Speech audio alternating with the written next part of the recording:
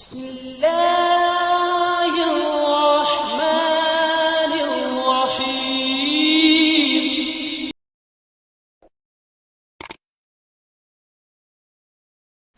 مولانا محمد علی جوہر کا شعر ہے، جہاں تک میرے علم ہے، کہ قتل حسین اصل میں مرگ یزید ہے، اسلام زندہ ہوتا ہے ہر کربلا کے بعد۔ کوئی اس قسم کا واقعہ جب ہو جائے، یعنی ایک مجموعی طور پر کوئی شہادت یا کوئی ایسا معاملہ، تو اس سے آدمی یہ نہ سمجھے کہ اسلام مردہ ہو گیا، بلکہ اسلام اس سے زندہ ہوتا۔ مثال کے طور پر سب سے پہلا معرکہ غزوہ بدر کا ہوا۔ بظاہر اس میں 14 صحابہ کرام علیہم رضوان شہید ہوئے اور 70 کافر مارے گئے۔ ایک مختصر جماعت تھی، اور اگر وہ شکست کھا جاتی تو کیا ہوتا؟ حدیث شریف میں ہے کہ حضور علیہ السلام نے غزوہ بدر کی رات پوری جاگ کر گزاری، اور حضرت صدیق اکبر نے دیکھا کہ آپ نے طویل سجدہ کیا اور آپ کے دوش اقدس پر جو چادر تھی وہ نیچے گر گئی۔ صدیق اکبر رضی اللہ عنہ نے کہا، یا رسول اللہ صلی اللہ علیہ وسلم، آپ اپنا سر اٹھائیے، اور اللہ تبارک و تعالیٰ نے جو آپ سے وعدہ کیا، یعنی فتح و نصرت کا، وہ پورا فرمائے گا۔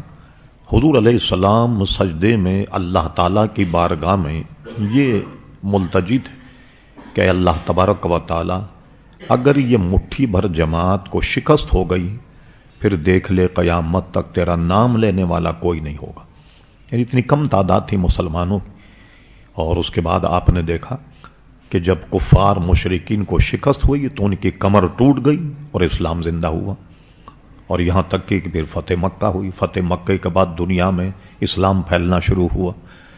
ایک اندازہ بتایا جاتا ہے کہ حضرت فاروق اعظم رضی اللہ عنہ کے زمانے میں جب ان کا وصال ہوا تو ان کے وصال پر سلطنت عثمانیہ تقریباً 27 سے 28 لاکھ مربع میل پر مشتمل تھی۔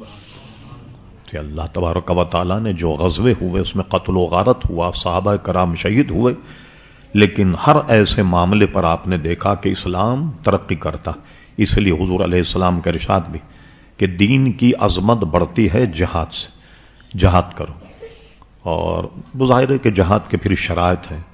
جہاد ایسا نہیں کہ کوئی ایک دو مولوی بیٹھ کر کے لکھ دیں کہ جہاد، ہزاروں لاکھوں لوگوں کی جانوں کا مسئلہ ہوتا ہے۔ پورے ارباب حل و عقد، چوٹی کے علماء بیٹھ کر کے یہ فیصلہ کریں کہ یہ جہاد، تب جہاد فرض ہو جائے تو اپنے منصب کے مطابق جو ہے وہ جہاد میں حصہ لیا جائے۔ تو یہ مطلب ہے کہ اسلام زندہ ہوتا ہے ہر کربلا کے بعد۔ جی، اور کوئی سا